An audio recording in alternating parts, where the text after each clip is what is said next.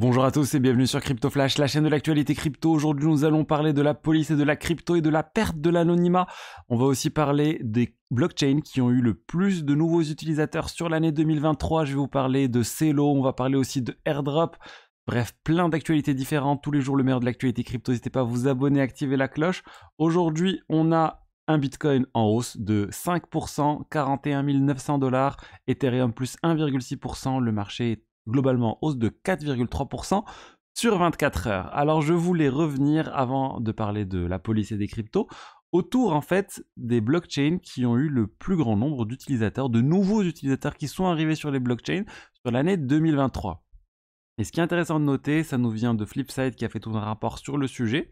Ils n'ont pas suivi toutes les blockchains non plus, ils ont suivi les plus grosses blockchains et ils ont vu celles qui ont eu le plus grand nombre d'utilisateurs. C'est Ethereum qui a eu le plus grand nombre de nouveaux utilisateurs en 2023 avec 15 millions d'utilisateurs. On a Polygon qui est très très proche d'Ethereum, 15 240 000 utilisateurs. Ensuite, on a Bitcoin à la troisième place, 10 millions d'utilisateurs. Solana avec 5 millions.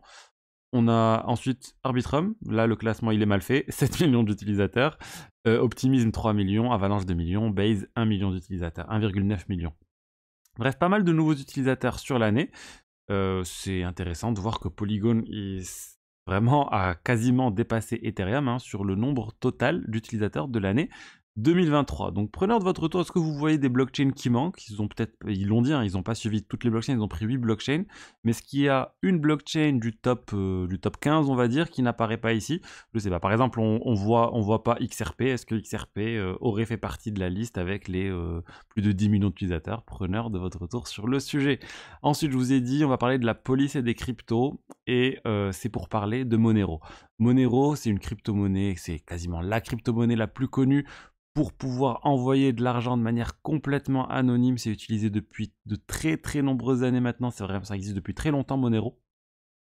Et en fait, on a un article qui a été publié en Finlande autour de la police qui aurait réussi à casser l'aspect anonymat sur Monero. Il ne donne pas beaucoup de détails sur le sujet, mais effectivement, Monero s'est utilisé dans certains trafics.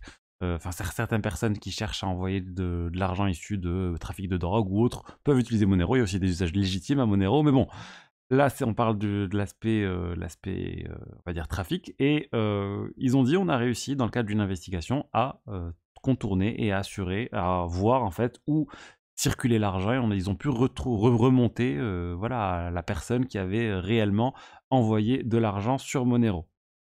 Alors, après analyse, on va dire, on n'a pas non plus de détails sur la technique qu'ils ont utilisée, mais selon des personnes bien placées chez Monero, ou plutôt dans l'écosystème Monero, c'est plus des erreurs dans la sécurité opérationnelle des gens qui auraient permis de remonter, on va dire, à la source. L'idée, c'est que généralement, comment Monero est utilisé?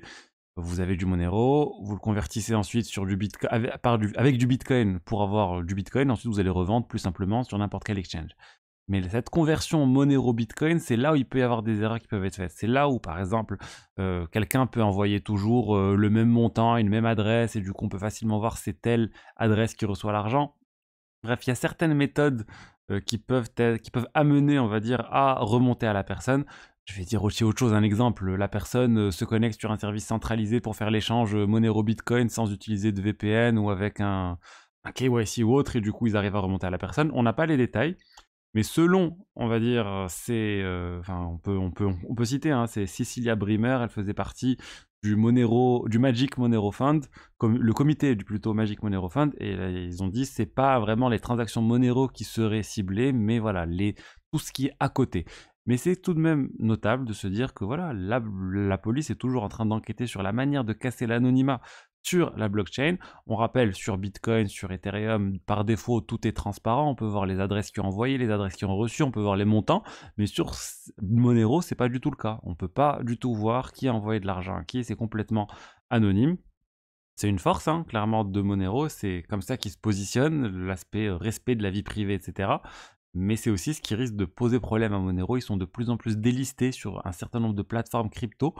Avec la régulation MiCA, ça va être très compliqué, voire impossible pour les exchanges crypto européens qui veulent respecter la régulation d'avoir du Monero, et c'est pour ça que ça commence à disparaître. Mais voilà, ça va tout de même continuer d'exister. C'est juste que les échanges, voilà, Bitcoin, Monero vont être un peu plus compliqués. Il y a certains services qui continuent de le faire, mais voilà, ça va complexifier les choses. Pour Monero, je voulais vous rappeler maintenant le partenariat avec Bitvavo. Il y a toujours 10 € à obtenir sur Bitvavo. Il suffit de réaliser le KYC. C'est un exchange partenaire de la chaîne. Et en fait, c'est vraiment très très simple. Pour faire tout ça, vous vous connectez, vous créez le compte, faites le KYC. Ensuite, si vous voulez déposer, vous pouvez déposer un virement SEPA, c'est complètement gratuit et instantané. Honnêtement, c'est l'un des plus gros avantages de Bitvavo. Très très simple d'utilisation, il liste pas mal de tokens, il y a vraiment beaucoup de choses. Donc je vous invite à vous inscrire. Il y a aussi le giveaway à la fin du mois, 50 € offerts à la communauté si vous tradez. Si vous réalisez un trade sur Bitvavo, que ce soit un nouveau utilisateur ou ancien utilisateur, le tirage au sort sera fait au début février et je vais essayer de faire ça pendant quelques mois.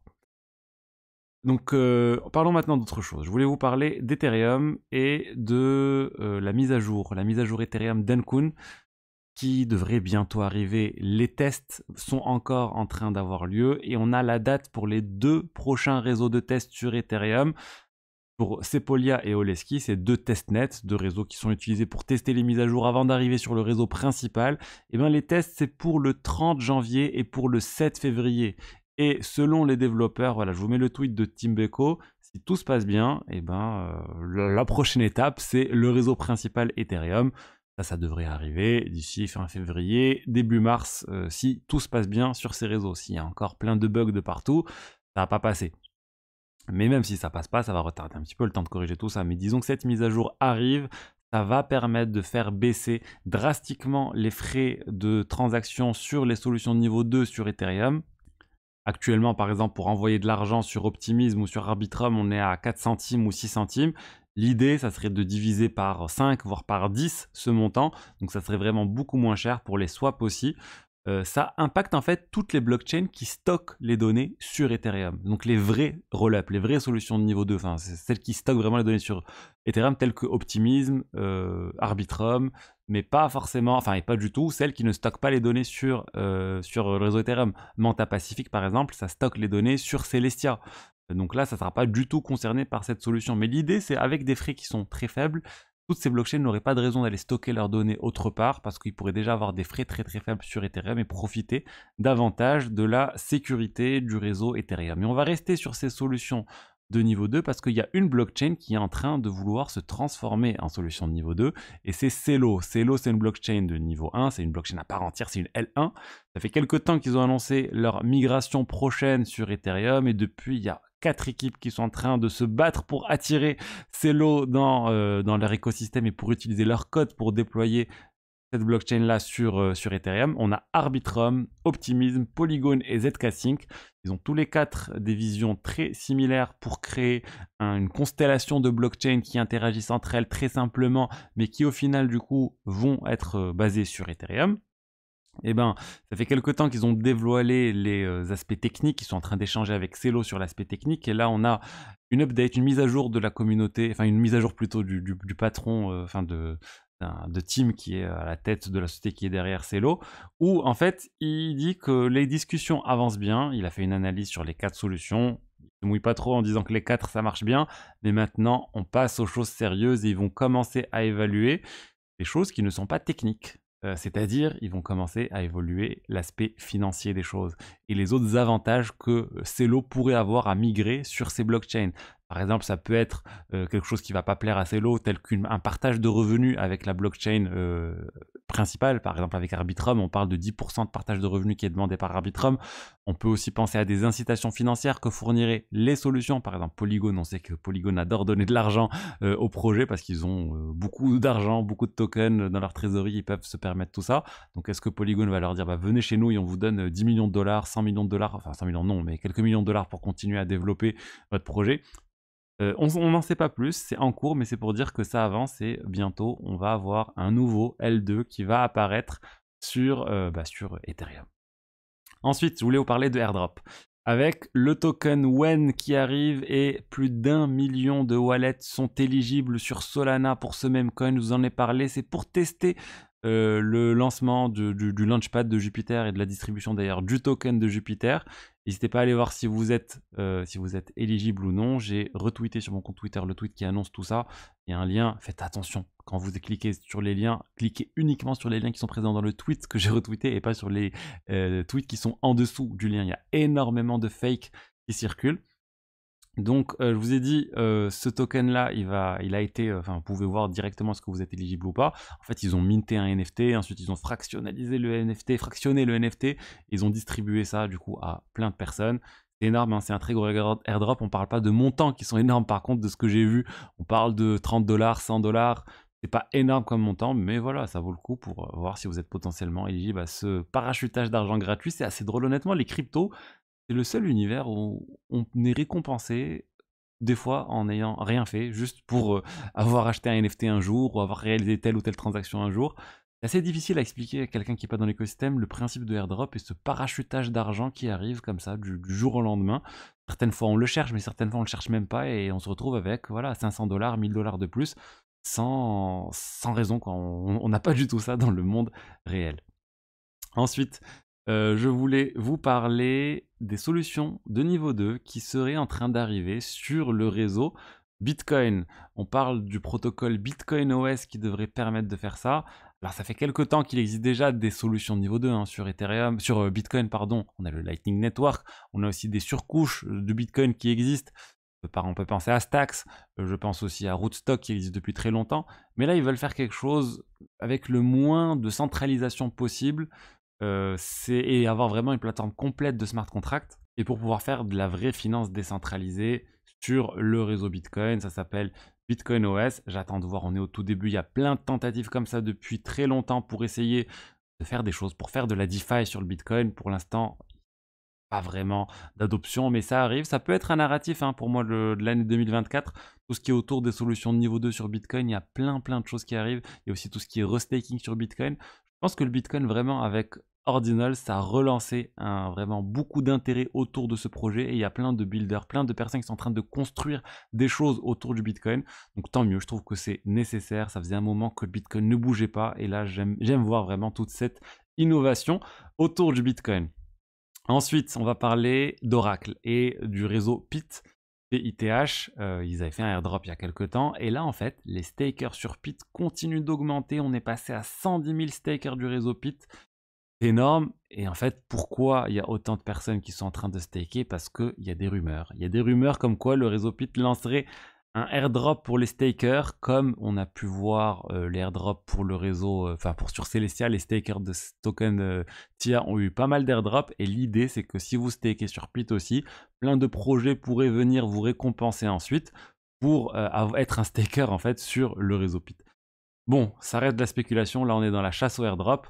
On va voir s'il n'y a pas d'airdrop qui arrive, je pense que ce nombre va baisser. Je trouve que c'est quand même énorme, 110 000 stakers sur PIT.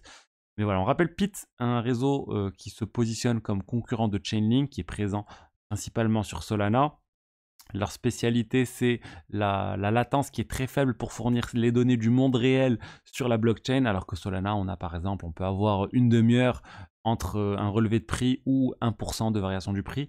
L'idée de PIT, c'est d'être vraiment beaucoup plus réactif et se positionner clairement en concurrent de Chainlink qui était l'un des premiers à être sur le marché. Mais PIT, voilà, ça fait un peu de concurrence, tant mieux pour Solana. Ils étaient pendant très longtemps premiers, leaders, incontestés. Tant mieux qu'il y ait voilà, ce challenger qui a une vision un peu différente. Et voilà, on va voir est-ce que le marché va adopter largement cette technologie. Ensuite, on va parler d'Avalanche. Je ne parle pas souvent d'Avalanche, mais quand des news j'en parle, là c'est Avalabs, donc la société qui est derrière Avalanche, qui vient de donner des détails sur leur solution Vrix, qui devrait permettre d'atteindre 100 000 transactions par seconde sur Avalanche. C'est énorme, hein. Ils se positionnent clairement en concurrent d'Aptos, Sui et de toutes les blockchains hyper performantes pour les blockchains qui vont être construites avec le SDK, l'hyper SDK, qui arrive bientôt. Alors, de ce que j'ai compris, on n'est pas en train de parler de la mise à jour, on va dire de la blockchain principale Avalanche qui va permettre d'avoir 100 000 transactions par seconde, mais d'outillage qui va permettre de créer des blockchains dans l'écosystème Avalanche qui auraient 100 000 transactions par seconde. Peut-être que ça serait ensuite adopté sur la blockchain principale, mais de ce que je vois, c'est pas exactement ça, et c'est compliqué de faire un changement majeur d'architecture sur une blockchain qui est déjà en place et de tout changer vraiment à partir de tout changer complètement. On a pu voir sur le réseau Ethereum le mécanisme de consensus qui a changé, c'était déjà énorme. Là, ça serait changer vraiment beaucoup plus de choses. Mais écoutez, on va voir si les gens d'Avalanche vont réussir à faire ça et surtout s'il y aura des blockchains qui vont être construites avec ce niveau parce que c'est quand même énorme, 100 000 transactions par seconde. J'ai hâte de voir ça. Surtout, j'imagine que ça sera open source, ça pourrait être adopté par plein de blockchains et j'aime voir autant d'innovations et de projets qui tentent des choses différentes sur des blockchains différentes et au final, les meilleures idées vont converger et seront adoptées par la plupart des blockchains. Voilà ce que j'avais à vous dire aujourd'hui sur les diverses actualités crypto du jour. J'espère que le contenu vous a plu. Si c'est le cas, n'hésitez pas à liker, à commenter, à vous abonner. Je vous dis à demain ou dimanche pour une autre vidéo et à bientôt. Au revoir.